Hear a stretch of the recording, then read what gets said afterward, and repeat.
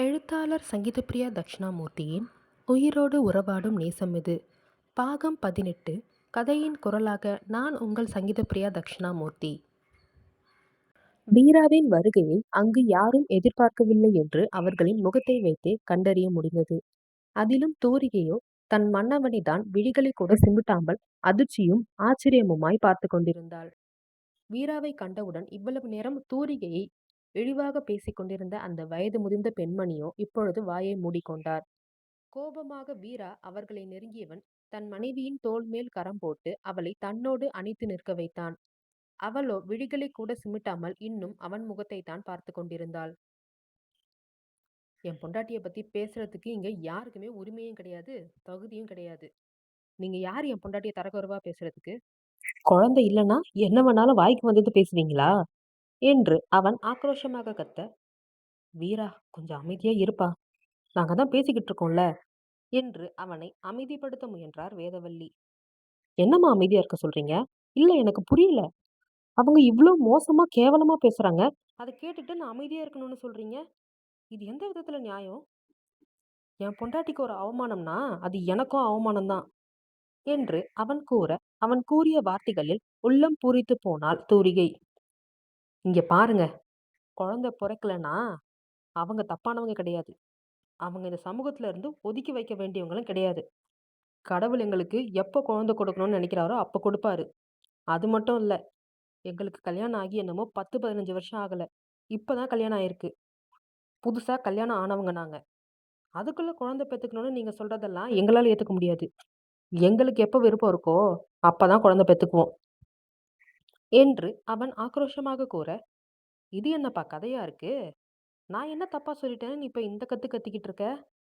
நம்ம ஊர்ல எல்லாம் கல்யாணம் ஆகி அடுத்த வருஷம் கையில புள்ளைய வச்சுக்கிட்டு எல்லா பொண்ணுங்களும் சுத்துவாங்க. அதனாலதான் நானும் சொன்னேன்.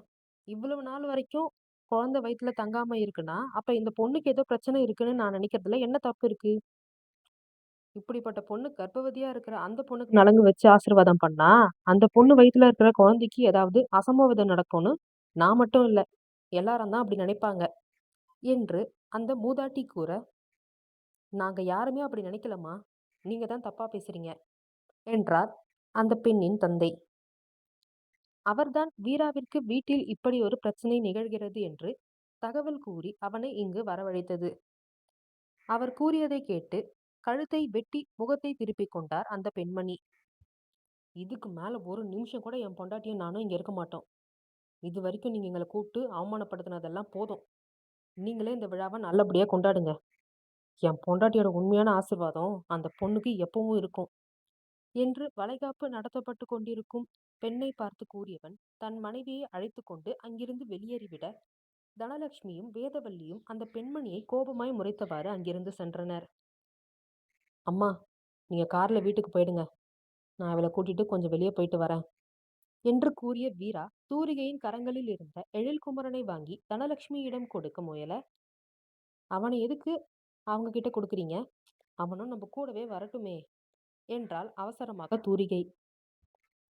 முதல் முறை கோவிலுக்கு செல்லும் பொழுது அவன் தங்களுடன் வந்ததை விரும்பாதவள்தான் இப்பொழுது எங்கு சென்றாலும் அந்த குழந்தையை தன்னுடன் தான் அழைத்து செல்ல வேண்டும் என்று கூறுகிறாள்.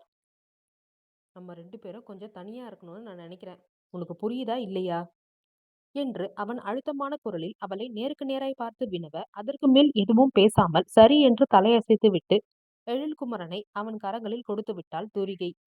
குழந்தையை தனலட்சுமி கரத்தில் ஒப்படைத்தவன், நீங்க வீட்டுக்கு பத்திரமா போய் சேருங்க, நாங்க அப்புறமா வீட்டுக்கு வரோம் என்று கூறிவிட்டு தன்னவளை புல்லட்டில் ஏற்றிக்கொண்டு அங்கிருந்து கிளம்பி விட்டான் வீரா.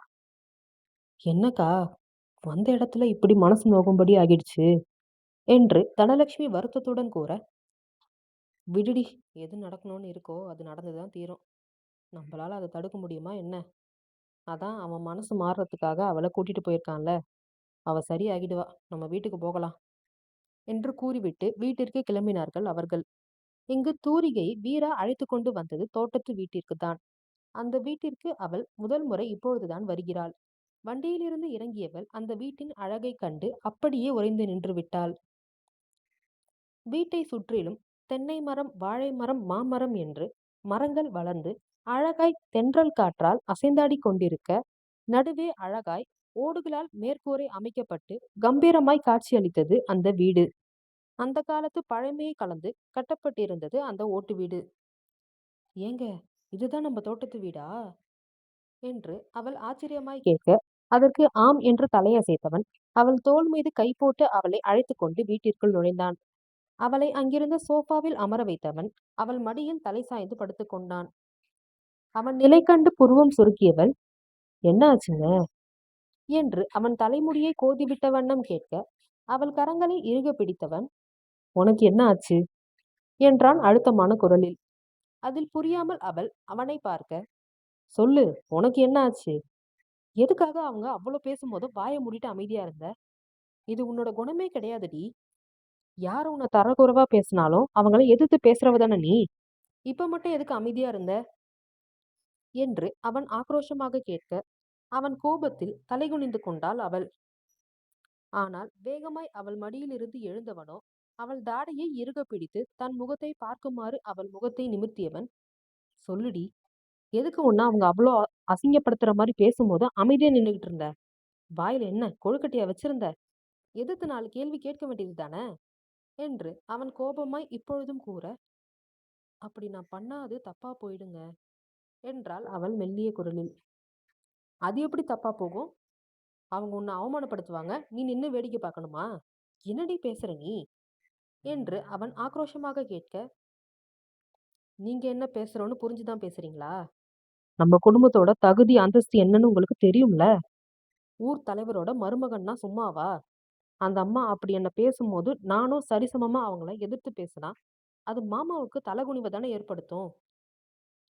ஊர் தலைவரோட மருமக என்ன இப்படி பஜாரி மாதிரி சண்டை போடுதுன்னு எல்லாரும் மாமாவை தப்பா பேச மாட்டாங்களா? என்று அவள் கூற, அவள் கூறியதை கேட்டு நெகிழ்ந்து போனான் அவன். ஹேய், இந்த அளவுக்கு நீ மாறுவன்னு நான் நினைக்கவே இல்லடி. அதுவும் நம்ம குடும்பத்துக்காக நீ இவ்வளவு யோசிப்பேன்னு நான் நினைக்கவே இல்லை. என்று அவன் அவளை பார்த்து கூற, நான் மாறிட்டேன்னு நீங்க நம்பலையா? என்றாள் அவள் கவலையாக. ஐயோ, அப்படி இல்லம்மா என்று அவசரமாக கூறியவன் அவள் முகத்தை தன் இரு கரங்களில் ஏந்தி கொண்டான். நான் அப்படி நினைக்கவே இல்லடா. ஆனா நீ இந்த அளவுக்கு மாறுவன்னு நான் கொஞ்சம் கூட நினைச்சு பார்க்கல. மனசுக்கு எவ்வளவு சந்தோஷமா இருக்கு தெரியுமா? ஆனாலும் நீ அந்த அம்மா பேசும்போது அமைதியா இருந்தது எனக்கு கஷ்டமா தான் இருக்கு. என்று அவன் மீண்டும் மீண்டும் கூற, ஐயோ, அதை பத்தி யோசிக்கிறத விடுங்க. அவங்க அப்படி பேசுறதுனால நம்மளுக்கு கடைசி வரைக்கும் குழந்தை பிறக்காம போயிடுமா என்ன?